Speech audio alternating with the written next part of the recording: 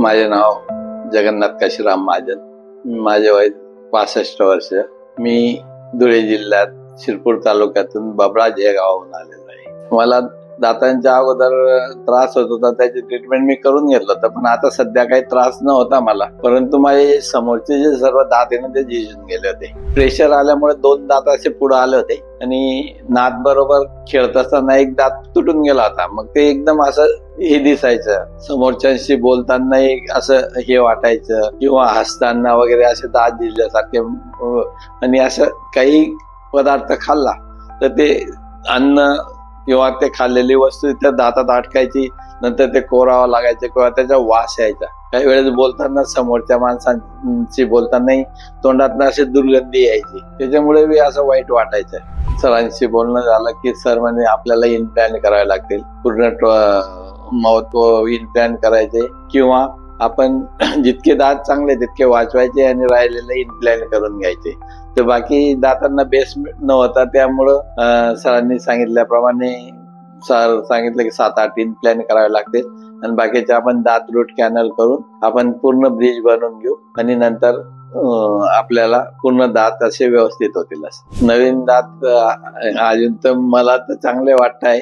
आपण हे दात पूर्ण बसवून घेतले होते 3 साइडने आणि इम्प्लॅन्टचे राहिलेले होते, पण तेव्हा एकदम छान वाटत होते. आता हे जे पहिल्यासारखे दात बसले, मी तर आरशात बघितले आणि आता मी खाऊन पण बघितलं वस्तू, पण आता ते मला व्यवस्थित खाता येते, सर्व काही व्यवस्थित वाटतंय. परंतु माझ्या अपेक्षापेक्षा जास्त चांगलं काम झालेलं आहे आणि सरांनी, स्टाफ मॅडम यांनी फार चांगलं काम केलेलं आहे आणि मला खरंच त्यांना मी धन्यवाद देतो की खरंच त्यांनी चांगलं काम केलेलं आहे. नाही, आता मी तर माझं एक उदाहरण देतो की राजकीय क्षेत्रामध्ये मी असताना की असं वाटायचं की समोर ऑफिसर किंवा माझ्या बरोबरीचे मित्र किंवा चांगल्या लोकांबरोबर, पदाधिकाऱ्यांबरोबर बोलणं व्हायचं तेव्हा मलाच लाज वाटायची. मी तोंड असं मिटून कसं काय बोलता येईल असं. पण आता एकदम दिलखास. आता माझंच उदाहरण देतो. माझा एक मित्र आहे, ट्रस्टी आहे नागेश्वर सर. तर ते मला वाटलं की अण्णा तुमचे तर चेहरा चमकायला लागला. म्हटलं असं कसं काय, म्हणजे दात नवीन झाले असं.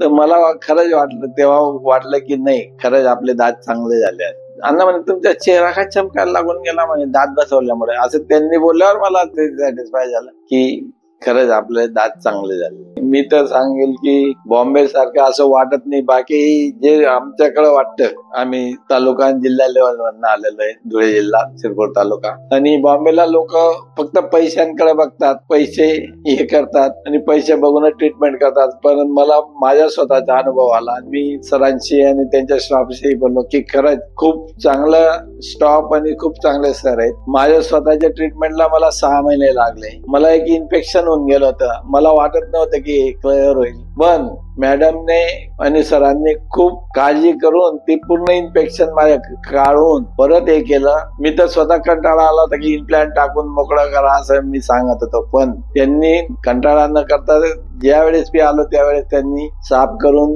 इन्फेक्शन कमी केलं आणि माझ्या ब्रिज बसवलं. खरंच मी स्टाफ आणि सरांबरोबर फार चांगलं काम आहे असं मी तर म्हणेल की कोणी जर माझा व्हिडिओ कोणी पाहत असेल किंवा बघत असेल तर त्यांनी डोळे झाकून या ओरोफेस या क्लिनिक मध्ये यावं. एकदम चांगला स्टाफ आहे, एकदम चांगले मशिनरी आहे, अद्ययावत मशिनरी आहे आणि फार काळजी करून ते करतात. माझी तर प्रामाणिकपणे इच्छा आहे की ज्यांनाही ट्रीटमेंट करायची असेल त्यांनी घरचं क्लिनिक असं समजून या आणि ट्रीटमेंट करून घ्या. कारण मला खूप चांगला अनुभव आला आहे. मी माझ्या स्वतःच्या मुलीचा, मिसेसचा सुद्धा परत ट्रीटमेंट इथं करून घेतलं.